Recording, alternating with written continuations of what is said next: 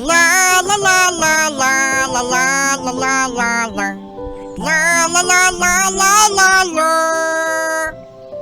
Ito na mga bata, ito na mga yes friend, ang kwento walang kwenta, ano isang araw na pinamagtatang ang aso na magagagalitin. Magagagagalitin. Ikaw, intro ko pa lang ha, pinapansin mo na mali ko ha. Perfect ha? Magagalitin! Hindi magagalitin! Di na nga nila pinansin mo pa. Ang aso na magagalitin. Ganon. Noong isang araw, sa isang malayong baryo, ay merong isang aso na magagalitin, pero siya ay playful. Siya ay naglalaro ng bola. Uy, ganda yan. Ngayon, itong bola na ito ay kanyang pinaglalaruan, pagulong-gulong, pa-bounce-bounce, at ang bola ay napunta sa balon. Uy, sa balon. At ngayon mga yes friend, ay nahulog yung bola, kaya sabi niya, ay kukunin niya to. At habang kinukuha niya, ay nahulog din siya. Naku. Nahulog din yung aso. Ngayon, ay siya ay nagtatatahol. Sabi niya, aw, aw. Paano? Aw, aw.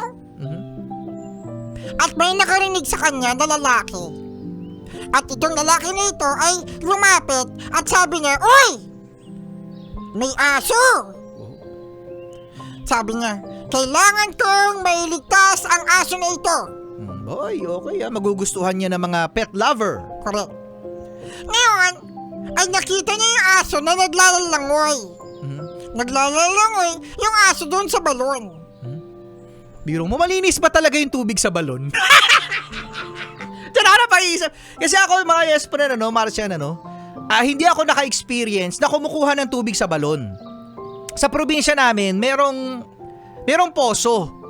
Marami yan. Naka-experience ang poso. Pero balon, meron ako nakita pero wala ng tubig. Pero yung mga kumukuha dyan, ng tubig sa balon. May naka-experience pa ba nun? Siguro wala na sila. Sa tagal-tagal, di ba yung balon, matagal na yan? Oo, matagal na ang balon. May trauma. May trauma sa daring. Oo, classic daring. Okay na kayo? Magkwentuhan ni Catholics? Nagkukwento ako eh. Dali. Sabi niyong lalaki, kailangan ko iligtas. Kumuha siya ng stick. Uy, kumuha siya ng stick. Ngayon ay sabi niya doon sa aso, hoy aso! So. Umiiko! Siyempre malalim. Kunin mo to! To. Ngayon ang sabi ng aso, wow! Paano? Wow! Bakit ganun? Kasi nagagalit siya. Akala niya yung stick na yun ay papaluin siya ng lalaki. Ay, oo nga. Sabi ng lalaki, hoy aso! Sinesave kita, no? No. Bakit yung dulo lang yung umieko? Bakit pahihirapan mo ako? Ang hirap-hirap mag-echo. Ano yung lahat na sasabihin ko, i-echo ko? Tama na yung dulo. Hindi, gusto namin lahat. Balak, ikaw magkwento. Diba? Yung may echo no? Sabi niya sa aso, dali na aso! So. Kunin mo na yan. Pero yung aso galit na galit pa din. Sabi ng aso, wow!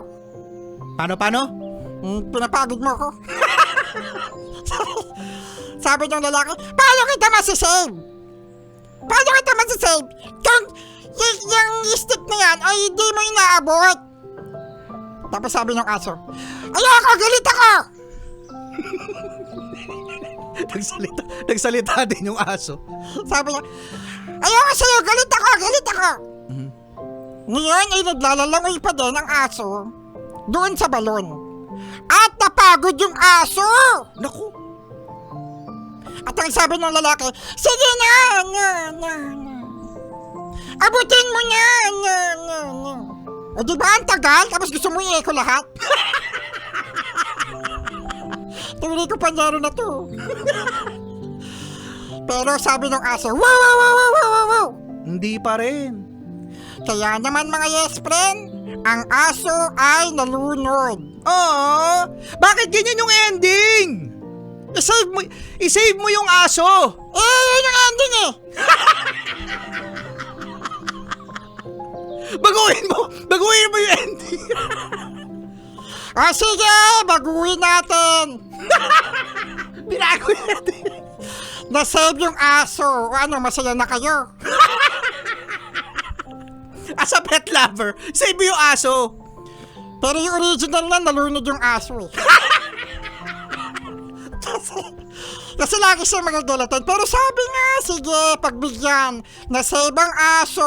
O ano, masaya na kayo? Masaya, na-save ang aso. Hooray! The end. Kaya mga bata, kapag kayo ay magagalitan, dapat kayo ay... Oh, dali, ano yun? Tuloy mo. Kapag kayo may galitan, wala kayong maiisip na tama. Oh, yun, correct. At saka, ito mga yes friend, sa aso, di ba? Kapag kayo ay may aso mga yes friend, mabait yan sa inyo, magiging loyal yan kasi binibigyan nyo ng pagkain. So mali yung lalaki. Oo, mali. Kasi dapat, binigyan niya ng pagkain yung aso. O tingnan mo, mali pala yung lalaki. O wag natin isave yung aso. I-save natin. At sila ay naging magkaibigan at naging pet ng lalaki yung aso. Ano, happy na kayo sa ending? Charlie Kit Morning, Sexy Mega na, Chillax 101. Bago ending.